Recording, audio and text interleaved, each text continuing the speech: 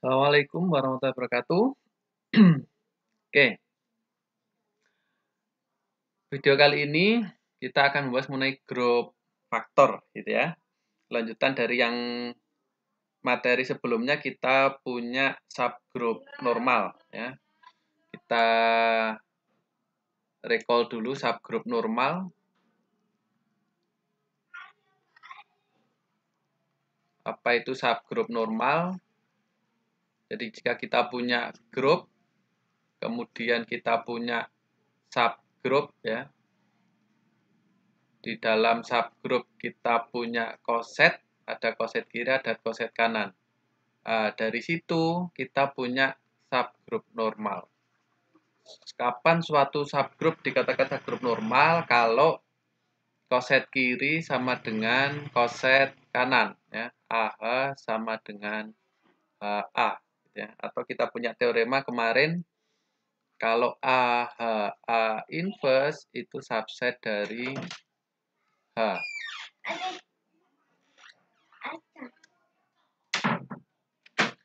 Oke, gitu ya. Nah, sekarang dari subgroup normal itu kita akan ke grup faktor.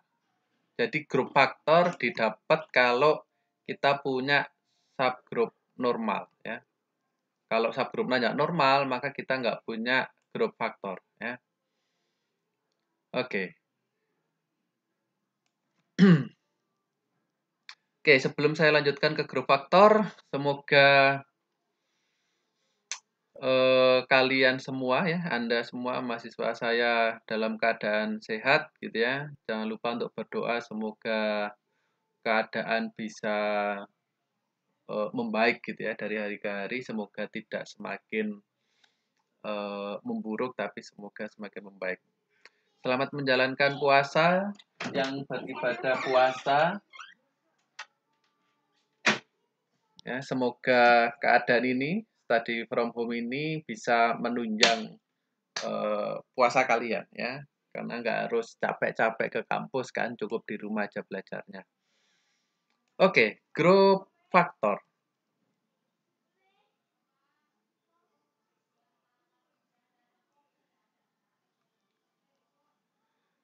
Ya. Jadi di sini tadi kita belum sebelumnya, ya, kenapa ada subgroup normal, di situ belum dijelaskan apa sih gunanya untuk subgroup normal, gitu ya. Jadi di sini nanti, jadi kalau kita punya subgroup normal, jadi misalkan ada H, suatu subgroup normal, maka himpunan dari koset-kosetnya, ya, bisa koset kiri, bisa koset kanan, sebarang, ya. Jadi himpunan semua koset kiri berbeda atau semua koset kanan berbeda dari H di dalam G itu akan membentuk grup, ya. Jadi kalau kita punya subgroup normal, dari subgroup normal itu kita bisa mendapatkan koset kiri atau koset kanan yang berbeda, gitu ya. Nah, himpunan dari semua koset kiri, ya, atau himpunan dari semua koset kanan yang berbeda itu akan membentuk grup yang dinamakan dengan grup faktor, ya. Jadi kita nyebutnya grup faktor G dari H. Dinotasikan seperti ini. Nah, grup faktor G dari H. Nah, kita punya teorema. Ini saya ambil dari bukunya Galian, ya. Joseph Galian. Edisi ke berapa, 8 apa 9 ini, saya lupa. Ada terbaru mungkin, ya. Jadi kita punya teorema 9.2 di bukunya Galian.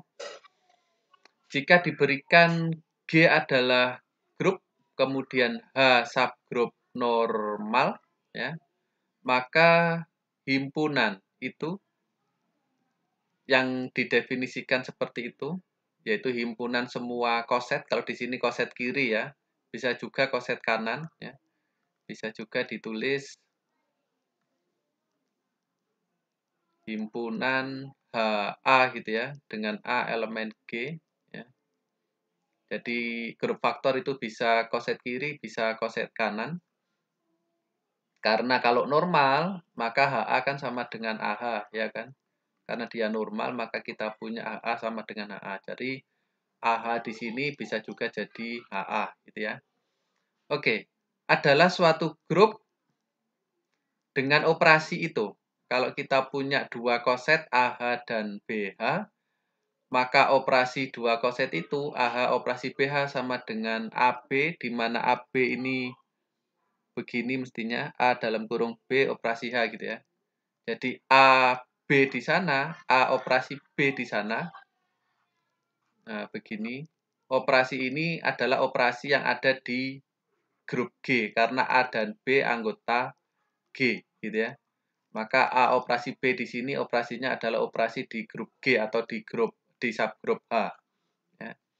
Nah, kemudian operasi di grup faktornya AH operasi BH gitu ya. Misalkan saya punya bintang didefinisikan seperti itu.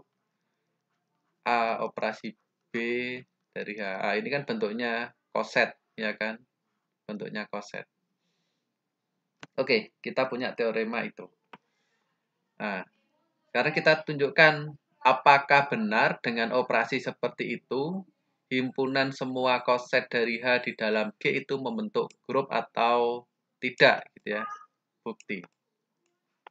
Oke.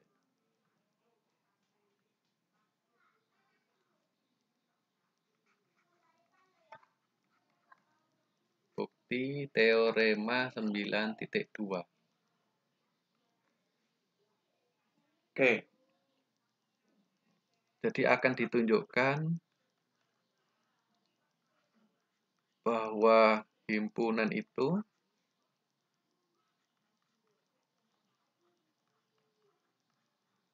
dengan operasi yang didefinisikan seperti ini tadi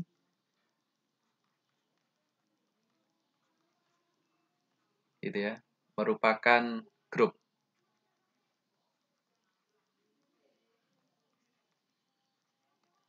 Oke. Nah, kalau grup artinya kan 4 sifat itu harus terpenuhi ya kan, tertutup ya. Jadi kita punya sifat yang pertama tertutup, kemudian yang kedua asosiatif gitu kan ya, menurut definisi awal. Yang ketiga identitasnya ada di sana ya. Yang keempat semua anggotanya punya inverse. Nah, sekarang kita tunjukkan apakah dia tertutup atau enggak ya. Bukti yang pertama.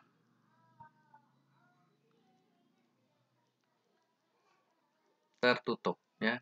Berdasarkan operasinya, jadi untuk setiap A, B anggota dari himpunan itu ya, berlaku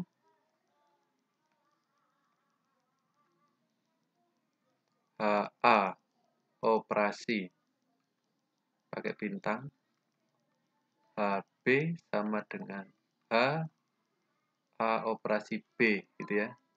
Dengan ini oke. Karena G-nya grup gitu ya, dengan di sini kita punya AB-nya anggota G kan ya. Karena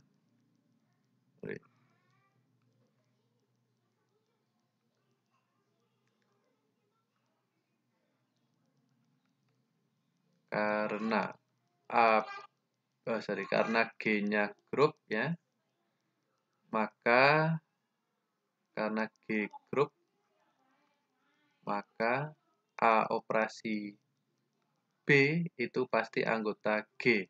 Misal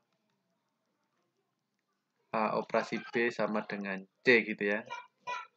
Sehingga mengakibatkan A operasi B itu sama dengan HC. Nah, HC sendiri adalah anggota dari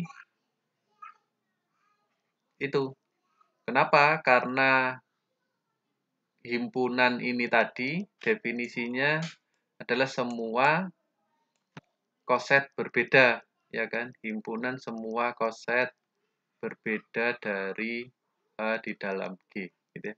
Sehingga HC karena C-nya elemen G, ya, karena C-nya elemen G maka HC anggota dari himpunan itu, ya. Maka sifat tertutup terpenuhi, ya. Oke, kemudian yang kedua, asosiatif.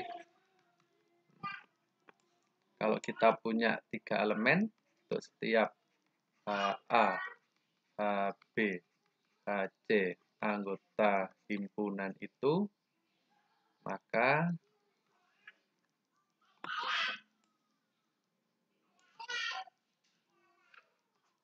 HA, HB, HC sama dengan H, AB, HC gitu ya, sama dengan H, ABC. Oke. Kemudian yang kedua HA, HB, HC akan sama dengan HA operasi HBC sama dengan HABC. Nah, karena sama maka dia bersifat asosiatif. Oke. Berikutnya, identitas.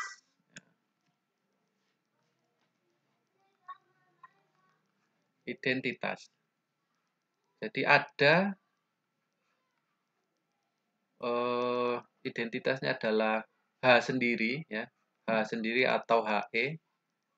H operasi identitas kan sama dengan H karena kita punya teorema kalau kita punya A itu anggota dari H, maka HA akan sama dengan H, kan gitu teoremanya ya. Nah, karena hanya subgroup, maka E ada di H, ya. Maka HE akan sama dengan H sendiri, gitu ya. Oke. Jadi ada HE atau H sendiri, anggota dari himpunan itu, ya. Sedemikian sehingga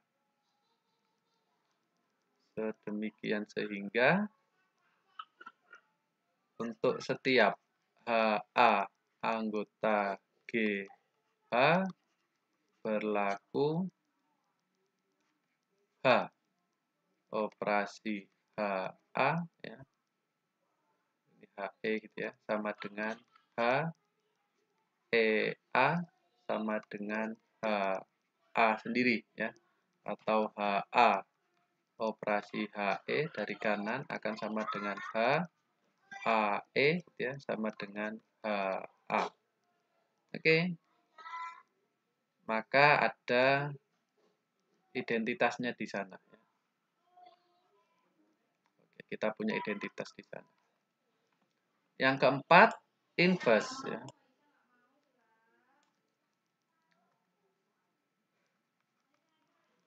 Untuk setiap HA anggota himpunan itu, ya, ada HA inverse anggota dia juga, ya, karena kan himpunan itu kan himpunan semua koset yang berbeda gitu ya. Kalau kita punya A dan A inverse berbeda, maka kita punya HA, kita punya HA inverse kan gitu ya. Jadi ada HA inverse elemen dari himpunan itu sedemikian sehingga HA operasi HA inverse sama dengan HA operasi A inverse berdasarkan definisi operasinya. A operasi A inverse sama dengan HE sendiri sama dengan H, anggota dari himpunan itu, ya kan? Atau kalau dioperasikan dari kiri, HA inverse operasi HA akan sama dengan H. H inverse A sama ya, sama dengan HE. Ini anggota dari himpunan itu. Oke, karena memenuhi 4 aksioma grup, yaitu tertutup, asosiatif, kemudian inverse-nya ada yaitu H sendiri, dan mempunyai identitas yaitu H. Kemudian setiap anggotanya punya inverse yaitu A inverse ya. Maka grup itu, himpunan itu dengan operasi yang ditentukan membentuk grup ya, membentuk grup ya. Jadi himpunan semua koset dari suatu subgrup normal ya merupakan grup dengan operasi itu. AH operasi BH sama dengan ABH. Oke, contoh.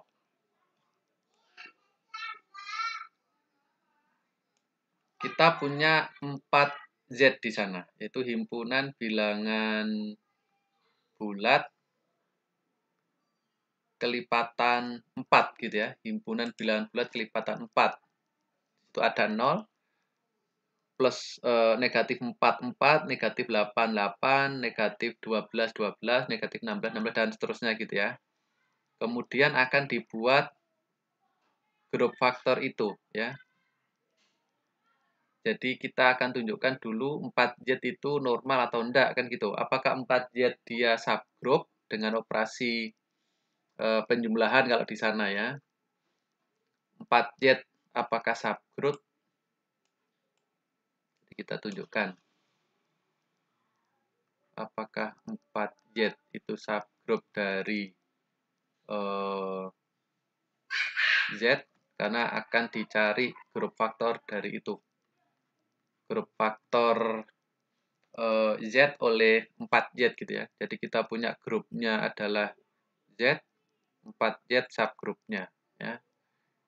Jadi kita grupnya ini subgrup. Apakah 4Z subgrup? Yang pertama apakah tertutup gitu ya. Iya, karena kalau kita punya 4N 4M anggota dari 4Z, maka 4N plus 4M sama dengan 4 kali N plus M ya, anggota dari 4Z. Oke.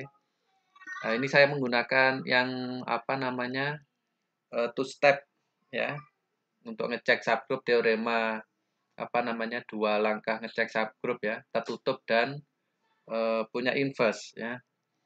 Kita punya identitasnya adalah 0 di sana. Maka untuk setiap 4N anggota 4Z ada negatif 4N anggota 4Z juga gitu ya. Sedemikian sehingga 4N ditambah negatif 4N dia sama dengan identitas yaitu 0. Oke, dia adalah subgroup. Apakah subgroup normal? Iya. Jadi 4Z dia subgroup normal dari Z. Kenapa? Karena kan grupnya abelian. Iya kan? Karena abelian, kita punya teoremanya kan? Karena abelian, maka semua subgrupnya pasti subgroup normal. Ya, semua subgrupnya pasti subgroup normal. Oke, kita punya 4Z adalah subgroup normal dari Z. Gitu ya.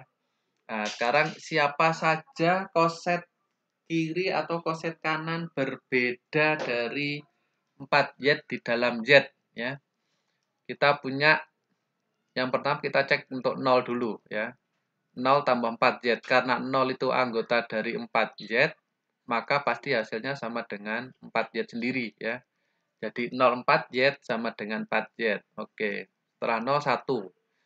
1 4Z karena operasinya penjumlahan ya. 1 4Z maka kita punya 1 5 9 dan seterusnya. Artinya 1 plus 4Z ini akan sama dengan 5 plus 4Z gitu ya, akan sama dengan 9 plus 4Z, akan sama dengan negatif 3 plus 4Z dan seterusnya.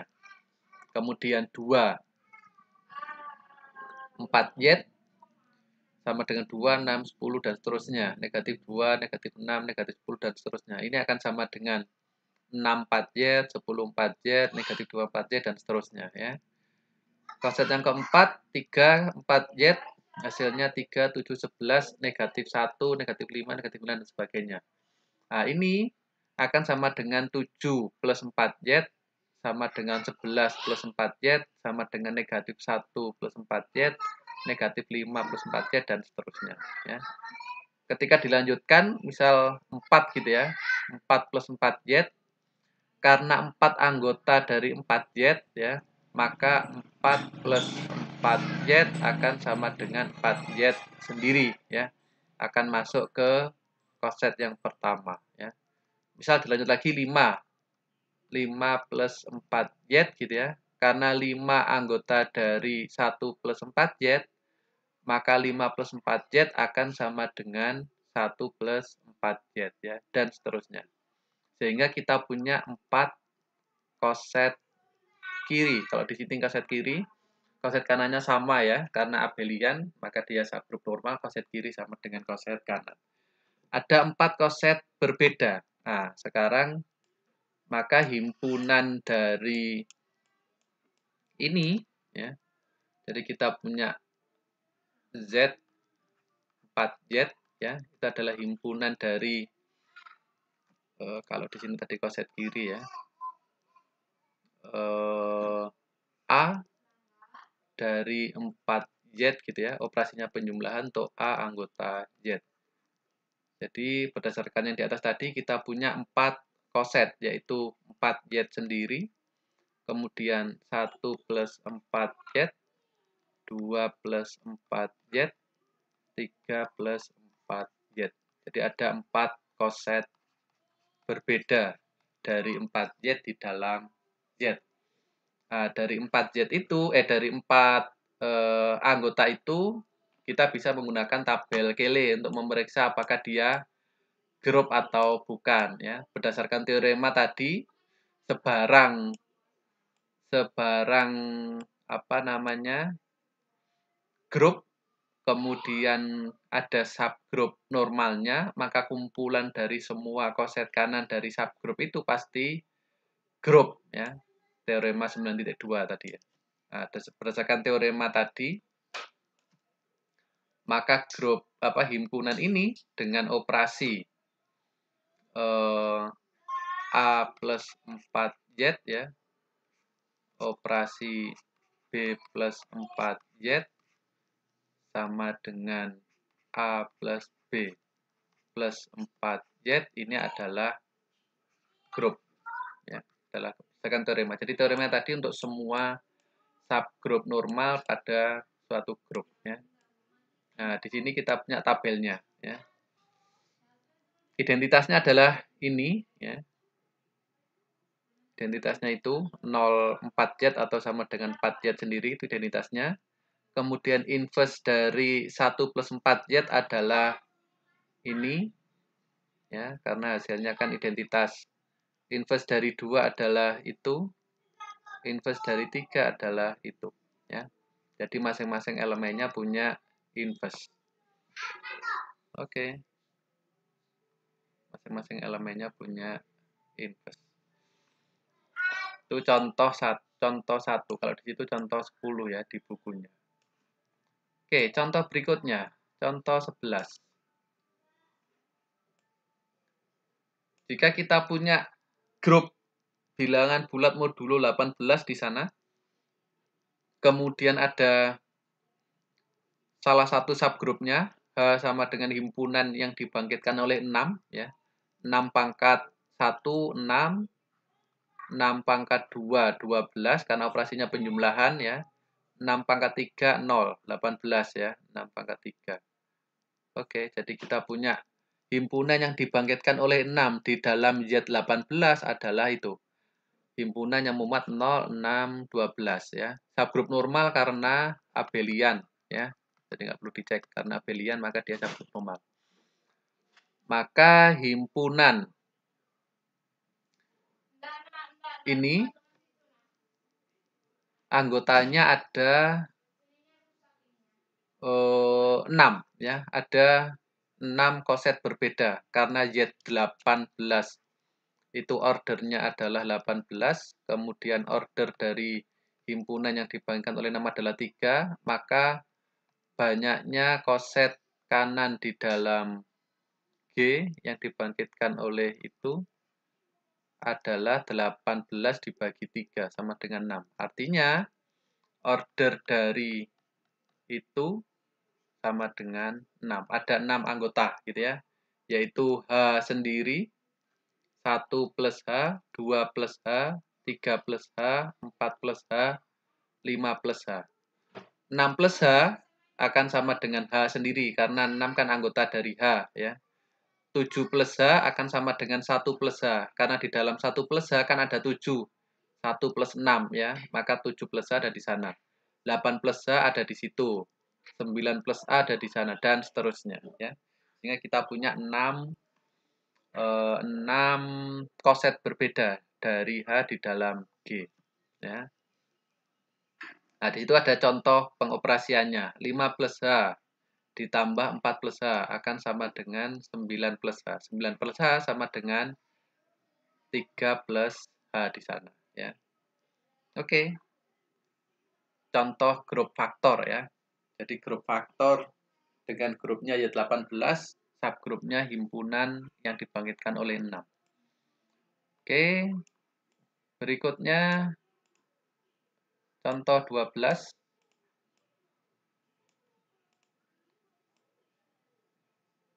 Kita punya grup dihedral D4 ya. Grup dihedral D4 ada berapa anggotanya? Ada 8 ya. Ada 4 rotasi sama 4 simetri ya atau refleksi. Oke, ada 4 rotasi, ada 4 simetri. Nah, di sini salah satu subgrupnya adalah himpunan yang memuat R0, ini kan identitas ya. Ini adalah identitas. Kemudian R180 ya. Subgrup merupakan subgrup karena order dari R180 kan 2 ya. Maka himpunan itu adalah subgrup R0 dan R180. Karena D4-nya ada 8 dan subgrupnya elemennya ada 2, maka akan ada 4 koset berbeda ya. Ada 4 koset berbeda. Karena D4 order dari D4 sama dengan 8, order dari itu K di sana ya sama dengan 2. Maka banyaknya koset berbeda adalah 8 bagi 2 sama dengan 4, yaitu dirinya sendiri ya. Kemudian R90K, kemudian H ini apa ini ya? Kita konstruksi aja dulu ya. Kita konstruksi. Jadi kalau kita punya D4, elemennya adalah R0, R90, R180, R270 gitu ya. Kemudian simetri 1, simetri 2, simetri 3, simetri 4 ya. Dengan definisi R0 membawa 1 ke 1 gitu ya. Misal kita punya begini 1, 2, 3, 4 gitu ya. D4. Kemudian R90, 1 ke 2, 2 ke 3, 3 ke 4, 4 ke 1, R180, 1 ke 3, 2 ke 4, gitu ya. Kemudian R270, 1 ke 4, 4 ke 3, 3 ke 2. Gitu ya. Kemudian S1, misal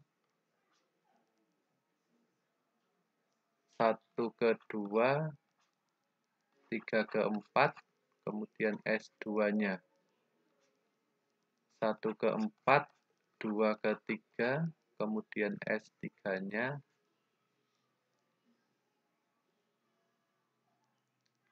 2, 4, kemudian S4-nya 1, 3 gitu ya. Nah, kita punya subgrupnya tadi adalah R0, R180.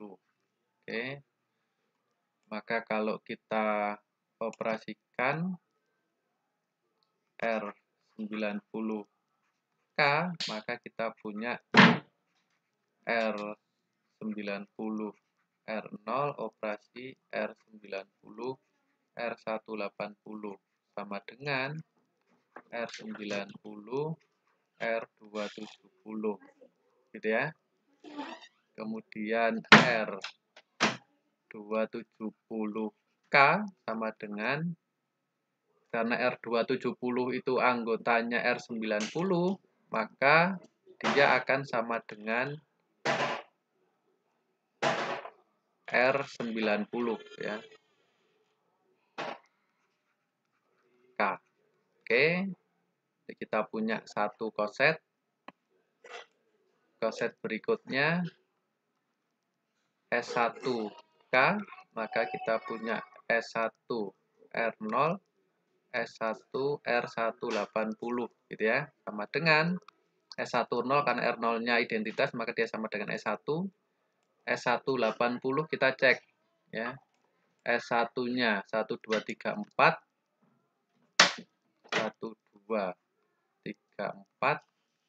R180-nya dioperasi 1 3 2 4.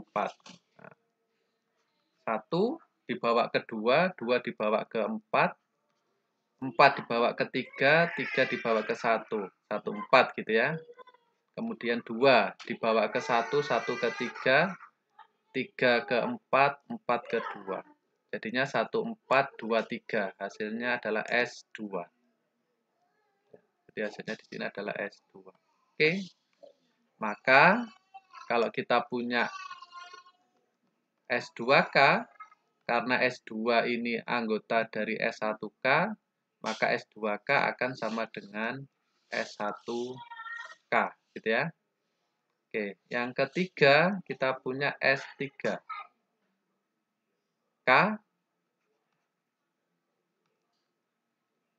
Maka kita punya S3R0, S3R180 gitu ya. S30 sama dengan S3 sendiri, S3 180 yang belum kan S4 ya. Oke. Jadi S3K sama dengan S3 S4, maka S4K akan sama dengan S3K ya, karena S4-nya anggota dari S3. Oke. Yang terakhir subgrupnya adalah dirinya sendiri. Kosetnya ya. Jadi koset yang terakhir adalah KR0 ya. Sama dengan R180K sama dengan K sendiri. Oke, jadi kita punya 4 koset berbeda di sana ya.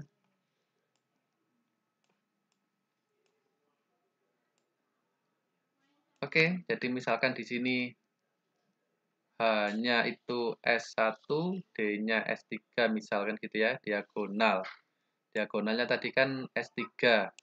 Nah, itu S3 sama S4 diagonalnya. Maka kita punya tabel Cayley-nya seperti itu ya. Identitasnya adalah K sendiri di sana, K. Kemudian inverse dari R90 adalah R90. Inverse dari H adalah K sendiri, inverse dari D adalah DK. Oke. Maka dia grup ya. Oke, itu adalah grup faktor ya, grup faktor. Oke. Sekian materi dari saya hari ini, video kali ini terkait dengan grup faktor. Jangan lupa untuk like, subscribe, dan di-share kalau misalkan ada temennya yang nyari bahan materi ya. Oke, sebelum saya akhiri, kembali saya ingatkan untuk tetap berkegiatan di rumah ya. Semoga puasanya lancar bagi yang berpuasa. Tetap jaga kebersihan diri, kebersihan orang-orang sekitar ya. Kalau mau keluar jangan pakai masker ya. Kalau nggak benar-benar penting nggak usah keluar lah ya. Kalau misalkan hujan pakai masker, jaga jarak dengan orang lain. Sampai rumah bersihkan diri, ganti baju langsung mandi gitu ya. Biar kita terhindar dari COVID ini ya. Jadi semoga dengan tetap berkegiatan di rumah kita bisa menyumbang peminimalan penyebaran penyakit gitu ya. Oke, saya akhiri. Selamat belajar. Assalamualaikum warahmatullahi wabarakatuh.